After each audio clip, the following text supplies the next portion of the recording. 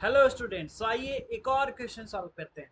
इस बार का क्वेश्चन है, if all roots of the equation x cube minus 6x² plus p x minus 8 is equal to 0 are positive and real, then find the value of p. यहाँ पे question क्या बोला जा रहा है कि आपको ये इक्वेशन दिया हुआ है x cube minus 6x² plus p x minus 8 equal to 0। इसके जो रूट्स हैं, सपोज हमने मान लिया कि अल्फा, बीटा एंड गामा, तीन रूट्स हैं। तीनों रूट्स आपके क्या है, पॉजिटिव है एंड रियल है ना। तो हमें p का वैल्यू फाइंड आउट करना है। ठीक है, इस क्वेश्चन को सॉल्व करने से पहले एक चीज आपको पता होना चाहिए कि अगर आप जनरल क्यूबिक इक्वेशन की बात करें, that is a x cube plus b x square plus c x plus d equal to 0, अगर इसके तीन रूट्स अल्फा बीटा गामा है तो आपको पता होना चाहिए alpha plus beta plus gamma बराबर क्या होता है, minus B by A.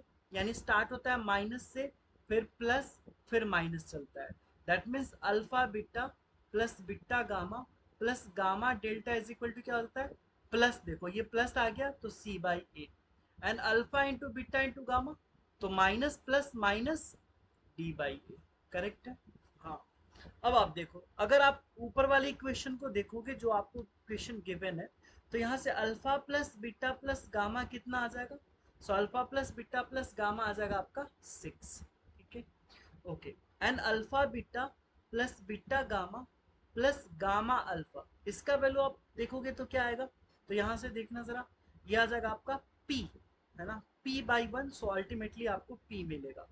And alpha into beta into gamma, alpha into beta into gamma क्या आ जाएगा जरा देखना, माइनस ऑफ माइनस 8 यानी 8 मिल जाएगा। क्लियर है। हाँ, अब अब आपको यहां से सॉल्व करना है p का वैल्यू। कैसे फाइंड आउट करेंगे, तो एक कंसेप्ट और मैं आपको बता दूं कि फॉर पॉजिटिव नंबर्स, अगर मान लो हम पॉजिटिव नंबर्स की बात करें, मान लो हमने positive numbers a B c ले लिया, है ना, तो इसका एम क्या होता है, एम हो जाएगा A plus B plus C by 3, arithmetic mean. And इसी तरह से ज्योमेट्रिक मीन क्या हो जाता है, A B C whole raise to the power 1/3। Right, so ये आपका अरिथमेटिक मीन है और ये आपका ज्योमेट्रिक मीन है ना। और आपको ये भी पता हो कि एम जीएम में एक रिलेशन होता है, M is greater than equal to GM, है ना। और M is equal to GM कब होता है, एम इक्वल टू जीएम तभी होगा जब आपको तीनों नंबर्स यानी ए बी एंड सी तीनों इक्वल हो। राइट ना। बस अब आ जाते हैं क्वेश्चन पे वापस। यहाँ पे देखो जरा, अगर मान लो, देखो अल्फा बीटा गामा यहाँ पे आपको दे रखा है पॉजिटिव एंड रियल है।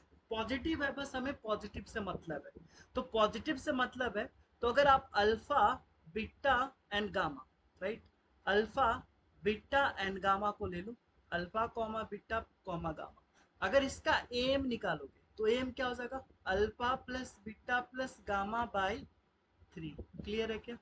और alpha plus beta plus gamma आपने ऑलरेडी फाइंड आउट कर लिया है, क्या है, 6 है। सो ये क्या हो जाएगा, 6/3 which is equal to 2। Clear है। और और अगर जीएम की बात करें तो क्या हो जाएगा, alpha into beta into gamma raise to the power 1/3। Alpha beta gamma आपने निकाला है, देखो जरा क्या है, 8 है, तो ये क्या हो जाएगा, 8 रेज टू दावर 1/3, यानी 2 का cube raise to the power 1/3, ultimately 2। यहाँ पे आप देखो M is equal to G M आ गया क्या, देखो कहाँ से कहाँ क्वेश्चन आया है।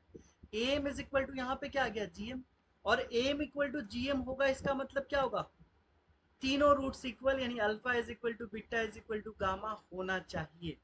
और आप एक चीज और देखो ना, alpha into beta into gamma आपको कितना 8 दे रखा है, 8 दे रखा है। तो यहाँ से आप क्या देख पा रहे हो, यहाँ से आप ये चीज समझ पा रहे हो कि अल्फा बीटा एंड गामा तीनों का वैल्यू क्या हो जाएगा, 2 हो जाएगा। क्लियर। अल्फा बीटा गामा तीनों का वैल्यू क्या हो गया, 2 आ गया। राइट ना, समझ में आ गया। ओके, अब आपको p का वैल्यू फाइंड आउट करना है, आपको p का वैल्यू फाइंड आउट करना है। ये कर लोगे क्या, कर लोगे क्या, क्योंकि आपने अभी निकाल alpha beta gamma is equal to 2, रख लो ना, 2 into two 4, 2 into two 4, 2 into two 4 and this is equal to P, यानी पी का वैल्यू कितना हो गया 4 3 12। सो पी का वैल्यू हो गया 12। यही हो गया आपका फाइनल आंसर। आई होप आपको समझ में आ गया होगा। अच्छा क्वेश्चन था ना। सो फिर मिलते हैं आपसे नेक्स्ट वीडियो में और भी इंटरेस्टिंग क्वेश्चन के साथ। तब तक टेक केयर, थैंक यू।